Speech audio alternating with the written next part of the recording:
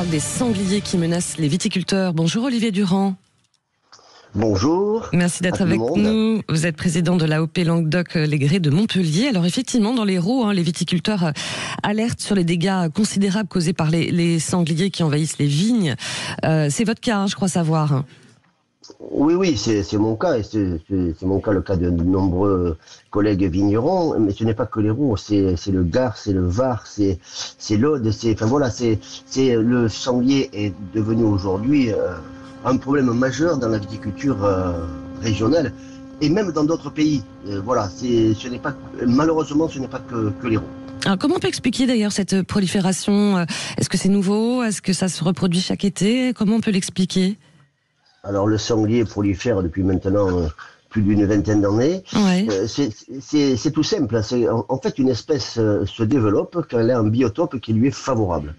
Voilà. Et aujourd'hui, nous avons une déprise agricole, de moins en moins aussi de pâturage ou de moutons qui nous éclaircissaient le milieu. Et donc, c'est un milieu où le sanglier trouve un refuge favorable, avec beaucoup de nourriture en hiver, avec les glands, il fouille le sol. Le sanglier est un animal qui est omnivore, donc il mange un petit peu de tout. Mais par contre, quand l'été arrive, il y a de moins en moins de nourriture, donc il va d'abord s'attaquer aux champs de céréales. Ça aussi, il n'y a pas que le raisin qui mange. Puis après, quand en été il n'y a pas beaucoup d'eau et plus grand chose à manger, il lui reste des raisins. Et là, c'est devenu catastrophique. Olivier Durand, je vous interromps 2 minutes parce que la ligne n'est pas très bonne. Il y a comme une espèce de parasitage. Est-ce que vous pouvez peut-être vous rapprocher de votre téléphone? Je vais changer autre chose. Je vais voir. Ouais, là c'est mieux là. C'est mieux. Est-ce que vous m'entendez mieux là? On va voir. Vous nous expliquez cette histoire de prolifération. J'ai lu que le pic de sanglier arriverait la semaine prochaine, c'est ça?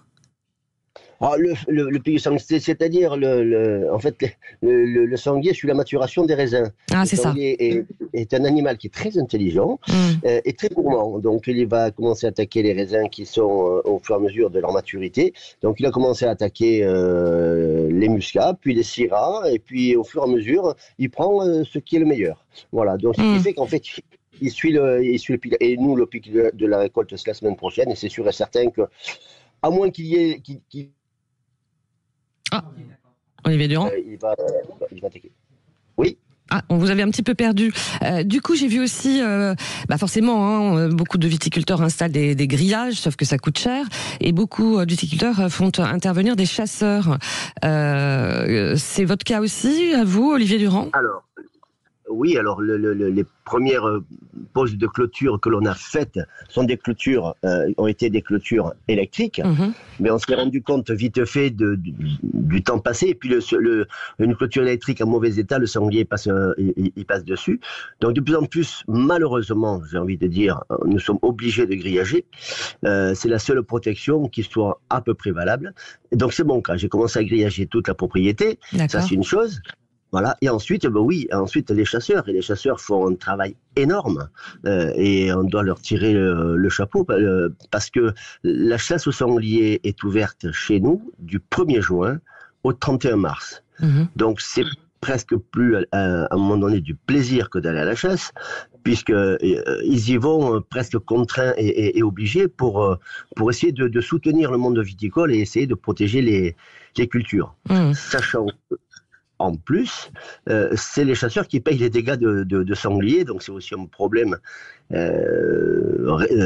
récurrent parce que les chasseurs, il y en a de moins en moins et les dégâts dans l'Hérault cette année pourraient monter jusqu'à 500 000 euros. Donc c'est énorme. Ouais. Bon courage, parce qu'on sait que pour la filière viticole, c'est quand même bien compliqué avec notamment l'impact aussi des chaleurs, forcément par rapport aux vendanges aussi. Pour terminer. Alors, ce qui est intéressant, si on peut dire comme ça, le réchauffement climatique, le changement climatique est favorable finalement aux sangliers plus qu'à toute autre espèce. Moins de froid, ils trouvent à manger un petit peu tout le temps en hiver, donc on a des portées de sangliers plus importante qu'avant. À l'époque, il y a une trentaine d'années, une laie, la femelle du sanglier, faisait une portée de 3-4 petits. Maintenant, elles font des portées sans problème de 6-7, voire des fois 2 portées par an. Donc, c'est une prolifération qui est énorme. En tout cas, bon courage et merci d'avoir été avec nous, Olivier Durand. Je rappelle que vous êtes président de l'AOP Languedoc, les Grès de Montpellier.